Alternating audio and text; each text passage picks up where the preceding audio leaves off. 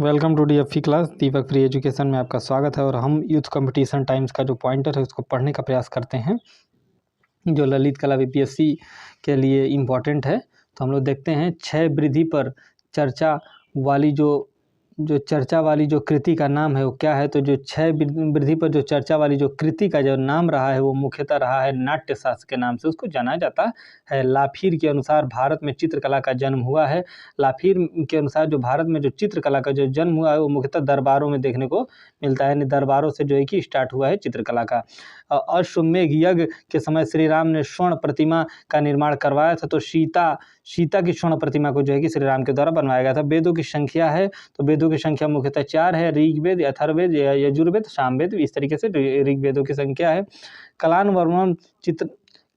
प्रवर चित्रणम धर्मम कामम मोक्षदम उद्धृत करता है। तो चित्रसूत पुस्तक से जो है कि ये उद्धृत हुआ है। काम धर्म मोक्ष इस तरीके के जो श्लोक हैं वो तुम्हारे जो है चित्रसूत पुस्तक से जो है कि लिए गए हैं। चित्रकला का प्राचीन नाम क्या है? तो चित्रकला का प्राचीन नाम शिल्प माना जाता है।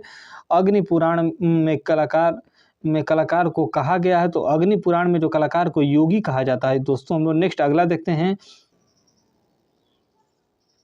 अगला क्या है? हिंदू धर्म से संबंधित कला दर्शाती हैं। तो हिंदू धर्म से जो संबंधित जो कला दर्शाती हैं, उदयगिरी की गुफा में जो है इस प्रकार की कला को दर्शाया गया है। पौराणिक रूप से चित्रकला की उत्पत्ति संबंधित कथाएं वर्णनात्मक रहे हैं। तो चित्र लक्षण में पौराणिक रूप से इस प्रकार का वर्णन जो है कि देखने को मिलता है। वेदों की रचना हुई थी। तो वेदों की रचना संस्कृत भाषा में सर्वप्रथम हुई है। दोस्तों अगला देखते हैं, इंडो आर्य क्या बोलते थे? तो इंडो आर्य कौन सी भाषा बोलते थे? तो इंडो आर्य जो थे वो संस्कृत भाषा का उच्चारण करते थे। विष्णु धर्मेंद्र पुराण का अंग्रेजी अनुवाद क्या है? तो विष्णु धर्मेंद्र पुराण का जो अंग्रेजी अनुवाद देखने को मिलता है वो स्टेला कैम्ब्रिज के द्वारा जो है कि देखने को मिलता है। मेघदूत रचना किसकी रही है दोस्तों? तो मेघदूत जो रचनावली रही है वो कालिदास की रही है।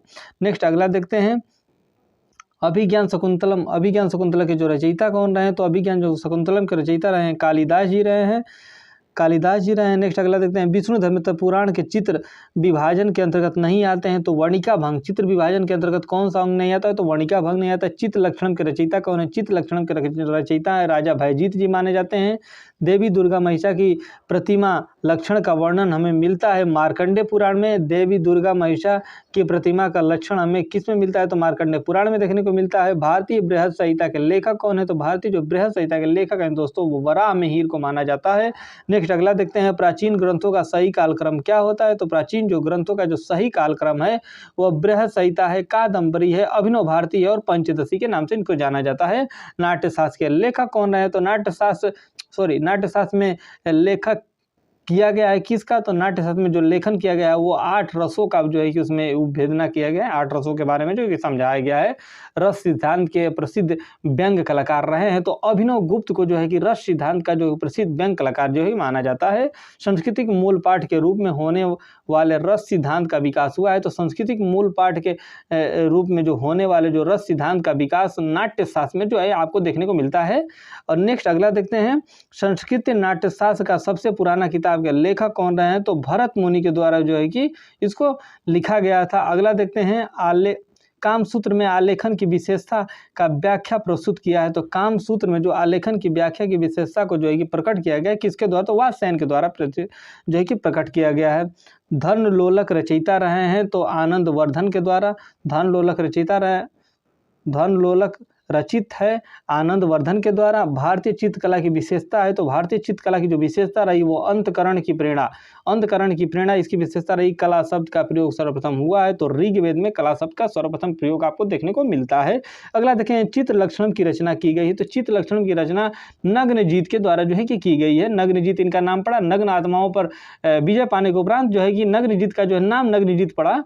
नेक्स्ट अगला हम लोग देखने का प्रयास करते हैं, विष्णु धर्मेंद्र पुराण किस काल का है? तो विष्णु धर्मेंद्र जो पुराण है वो गुप्त काल से संबंधित है। दोस्तों आचार्य भरत मुनि के अनुसार रसों की संख्या है 8। आचार्य भरत मुनि के अनुसार जो रसों की संख्या है वो 8 है।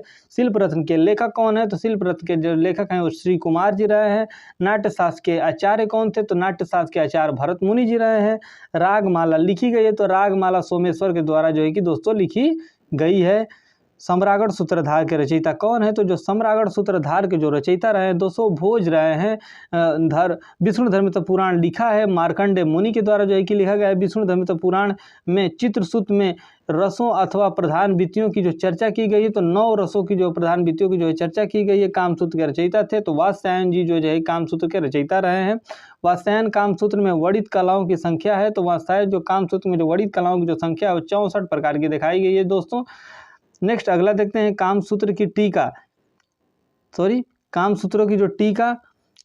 की टीका जिसमें षडांग का वर्णन के टीकाकार रहे हैं तो यशोधर पंडित जी रहे हैं दोस्तों। मन की स्वतंत्रता व मोक्ष की आत्मा की मुक्ति का मार्ग, मन की स्वतंत्रता व मोक्ष या आत्मा की मुक्ति का मार्ग क्या कहलाता है? तो कला जो है इस तरीके से जो कला ही जो है ये मन की स्वतंत्रता और आत्मा की मोक्ष मुक्ति का जो मार्ग रहा है। भारतीय ग्रंथ का सही कलात्मक जो अनुक्रम क्या है? तो विष्णु धर्मिष्ठ पुराण है, कामसूत्र है, जय मंगला है, कादम्बरी है। इस तरीके से रचनाओं का वर्णन किया गया है भारतीय ग्रंथों में। नेक्स्ट अगला देखते हैं जो सुमेलित करने के लिए दिया हुआ है, तो नग्नजीत को सुमेलित करेंगे चित्रसूत्र से, जयदेव को सुमेलित करेंगे गीत गोविंद से, वात्स्यायन को कामसूत्र से, वराह मिहिर को बृहद संहिता से जो है कि सुमेलित करने का प्रयास करेंगे। वराह अवतार किसका है? तो वराह जो अवतार देखने को मिलता है दोस्तों वो विष्णु जी का है।